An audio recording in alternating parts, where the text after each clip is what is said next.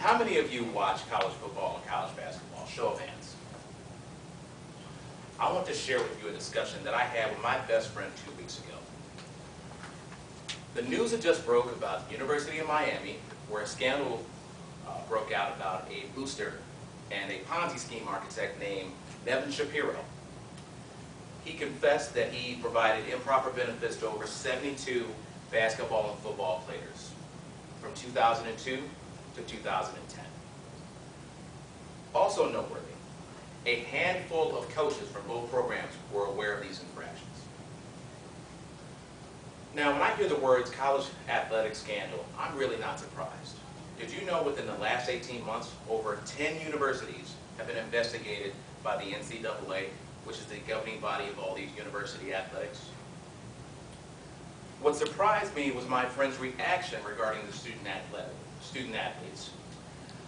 He said he was tired of college athletes getting a free ride, as he called it, and them being greedy, their puckish behavior, if you will, and their lack of integrity for taking these type of benefits.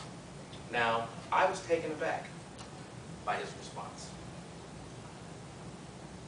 Why is it when a scandal like this comes out, our attention always navigates towards the student athletes and never the administrators or the coaches that are supposed to be overseeing them? Today I want to challenge you with 3 ideas. First off, the idea of the free ride college athletic scholarship. Secondly, I want to challenge the idea of what integrity actually means when it comes to student athletes and the administrators and coaches that oversee them. And lastly, I want to make recommendations to the NCAA to avoid scandals like this in the future. Regarding the free ride notion that everyone playing football, basketball doesn't have to pay anything. For starters, the NCAA actually forbids it for any university to offer an entire athletic scholarship to be a free ride. That means that the actual cost of attendance is greater than the scholarship that can be provided by any one university. Now, the athlete could make up the difference with an academic scholarship, grants based on need, or loans, which a lot of folks have to utilize in order to go to college themselves. There was a study done by the National College Players Association and the Ithaca Graduate Program of Sports Management. And they found out that for Division I scholarship athletes, that there is a shortfall for full rides, an average of $2,951 per year. If someone were to have 5 years of eligibility, that would result in a shortfall of just shy under $15,000 per athlete. The only thing that infuriates me more than the free ride scholarship myth being perpetuated is this idea of ongoing character assassinations of student athletes. Nowhere is the word integrity more misappropriated than college athletics. For example, this past year, Terrell Pryor played quarterback and started quarterback at Ohio State University.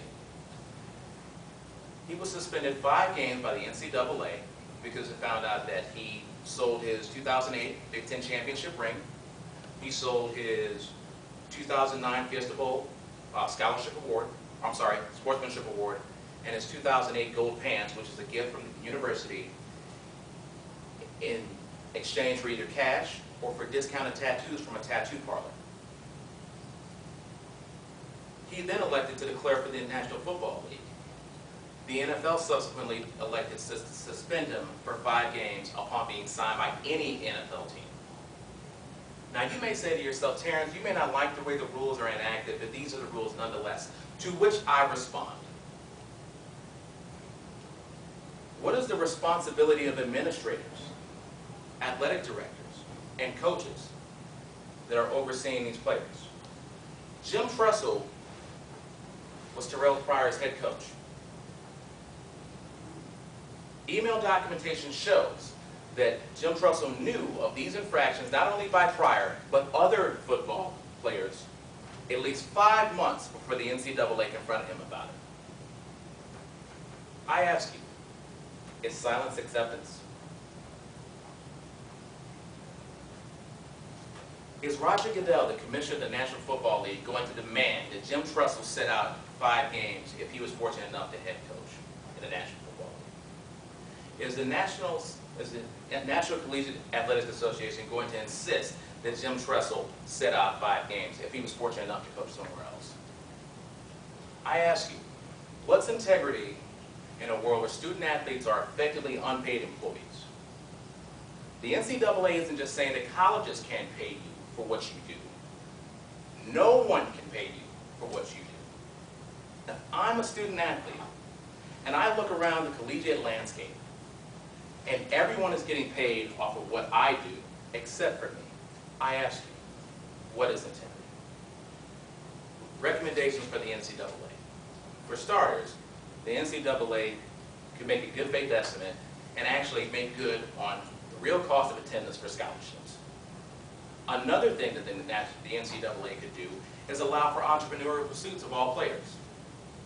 If someone's willing to give a quarterback, or a wide receiver, or a running back $1,000 for a game jersey,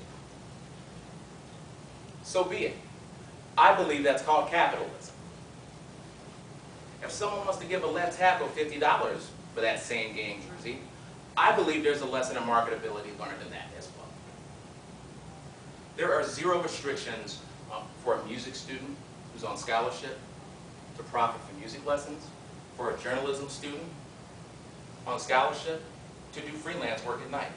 None whatsoever. Fellow Toastmasters, esteemed guests, the notion of amateurism in college athletics is a fallacy.